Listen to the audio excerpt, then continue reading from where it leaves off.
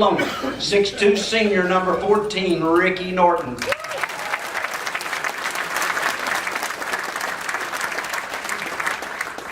of course, the head coach was Eddie Sutton. And I will tell, before we turn it over to them, let me tell one quick story, and this is absolutely true. Before the game, I was down on the court, and Al McGuire, who was getting ready to do the play-by-play, was seated up against the press table on the floor. And I had kind of nosed up there, and when Dick Newberg had been doing all the play-by-play stuff in the pregame that he interviewed, and I had got all the cards here somewhere that all the announcers used as props for the game. And Enberg had announced that Arkansas had one of the 3 or 4 players in the country that was playing both football and basketball, Robert Brannon, and I nodded my head, and he winked at me and just telling the truth. But anyway, so a few minutes later, I walked by and see McGuire sitting there on the floor. Being from the state of Arkansas, I don't remember getting anything like that. I'm still mad at Ron for not picking me for the AAU team. So I was too far from Arkansas. Ask him about it. Well, ask Ron Crawford about that. Say you didn't want to come to Newport. Ask him. But congratulations. I appreciate that. I think I haven't seen some of you guys, but congratulations being from the state of Arkansas. That's outstanding feat. On that note, Ricky and I, Leroy, we're going to dog you here. Stop. You're supposed to take over. Press pass. I transferred in from Notre Dame, and Leroy and Ricky were already there. Charles was coming in as a freshman. I think the mic is off. And hey, Rick, now I'm from Sutton, Missouri, so I know country when I see country.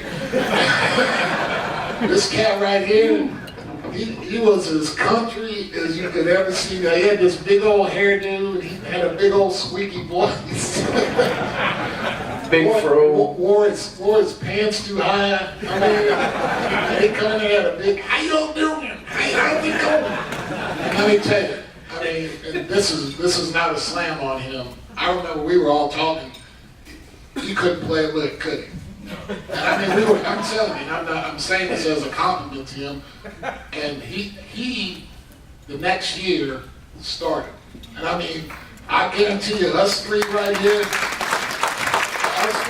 would have never, because I mean, I remember us sitting there and saying, that poor sucker, he was getting killed every day. I mean, he was getting killed every day in practice. And they were like, man, he's a great guy, but he's not going to make it. And next year, he was started. He started for 3 years. So that's a credit. What a great worker Charles was. Good. Oh, thank you guys did that. Y'all made it that way because y'all kept beating me up. I think Daryl said it best. Daryl said, when I first met Daryl Walker, he said, man, Arkansas just giving out scholarships.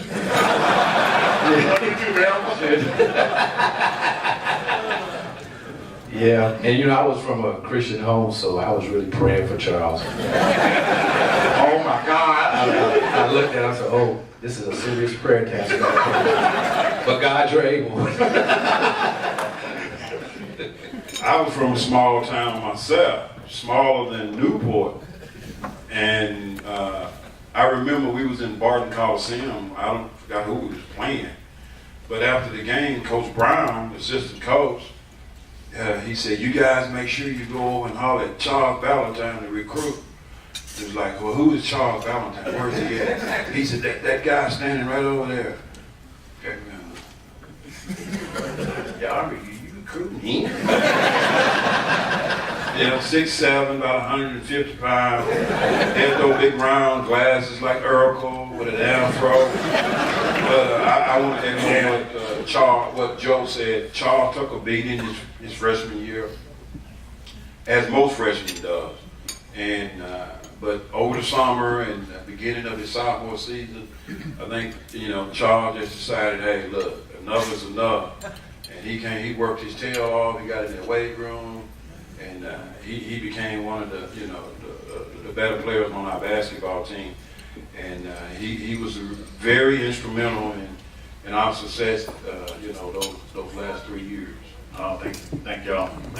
Coach Van, I'll get you later. You probably knew about all this. But no, it's been great talk. I mean, we hadn't seen each other, I guess, just that game. But it's been a few years since we've seen everybody. We talked. We get these, and I get a lot, I tell you guys, I get a lot of accolades for this game, but it was really this group here. and the other 12, 15 guys who had on the team that really did a lot of things to get ready for that game. And it was just one unbelievable time frame. I repeat it every time I say this. It was an outstanding game for the state of Arkansas, outstanding game for our university. And I bet you guys too, everybody that we meet about this game, they would tell you where they were at, what they were doing, why they didn't come. I've been accused for not getting people on time to lunch. I got more mothers mad at me for breaking dishes, upset children, but they all say it was an outstanding time. You can't go into North Carolina.